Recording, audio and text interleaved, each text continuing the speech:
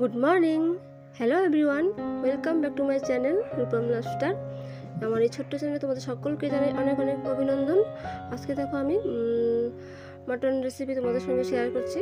যদি আমার এই রেসিপিটা তোমাদের কাছে ভালো লাগে তো প্লিজ একটা লাইক এবং একটা কমেন্ট করে দিও, এবং নতুন হলে আমার চ্যানেলটাকে সাবস্ক্রাইব করে পাশে থেকো।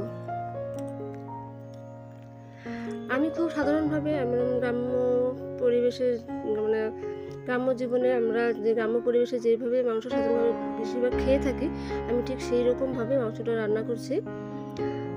এত বেশি কিছু দেইনি, সাধারণ আদা রসুন পেঁয়াজ হলুদ লঙ্কা জিরে গুঁড়ো এসব দিয়েই করছি। বেশি দই টই যা যাবতীয় আরও অনেক কিছু অনেকেই দেয়, সেসব কোনো কিছু আমি ব্যবহার করছি না। সাধারণভাবে যেরকম আমাদের ঘরে যেগুলো মশলা থাকে ঠিক সেই মশলাগুলো দিয়ে আজকে আমি আমার মটনটা রান্না করছি। মটন বলতে কি খাসির মাংস।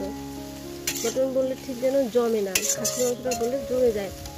বাঙালি বলে কথা, বাংলা না বললে কি হয়। তাই বলছি আজকে খাসি রান্না করছি, সেই রেসিপিটা তোমাদের সঙ্গে শেয়ার করছি। তো দেখো, আমি প্রথমে দেখিয়ে দিলাম আমি দিয়ে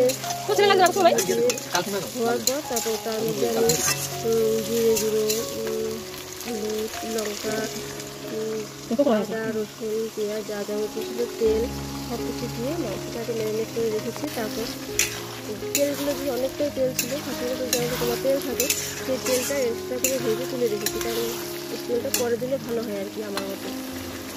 তেলে তুলে রেখেছি, যখন মাংসটা একটু কষানো হয়ে যাবে তখন ওই তেলটা দিয়ে আবার একটু নেড়ে চেড়ে নেব। তো আমি প্রথমে কড়াইতে তেল দিয়ে তেলটা যখন লাল লাল হয়ে গেল তখন আমি মাংসটা দিয়ে দিলাম। কেন জানি না আমার ক্যামেরায় কালারটা একটু অন্যরকম লাগছে। আমি কাঁচা লঙ্কা দিয়ে রান্না করছি আর কি, কালারটা এরকম আসছে। এমনিতে দেখতে কিন্তু কালারটা বেশ ভালোই লাগছিল, কিন্তু মোবাইলে ক্যামেরা বেশি লাল লাল হয়ে গেছে আর কি। মাংসটা দেখো আমার প্রায় সেদ্ধ হয়ে গেছে, কষানোটাও হয়ে গেছে। দেখো অনেক তেল ছেড়ে দিয়েছে।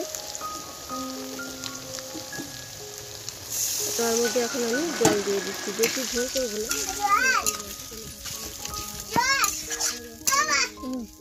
ভালো আছে করবো, আর হচ্ছে এই মাংসটাই রান্না করবো। ভাতটা যেন মেখে খাওয়া যায় সেরকম একটু ঝোল করবো। আর আমার ছেলে মেয়ে মাংস খেতে বলে শুধু বড় ঝোল দাও ঝোল দাও। একটু আগে কালারটা অন্যরকম ছিল, এখন আমার কেমন যেন কালো কালো হয়ে গেছে। মাংসটা নামানোর পরে কিন্তু বেশ ভালোই লাগছিল দেখতে। এই দেখো মাংসটা অবশেষে আমার কমপ্লিট রান্না হয়ে গেছে। এই দেখতে অনেকটা এরকম। এখানেই রাখছি, টাটা, ভালো থেকো সুস্থ থেকো, বাই।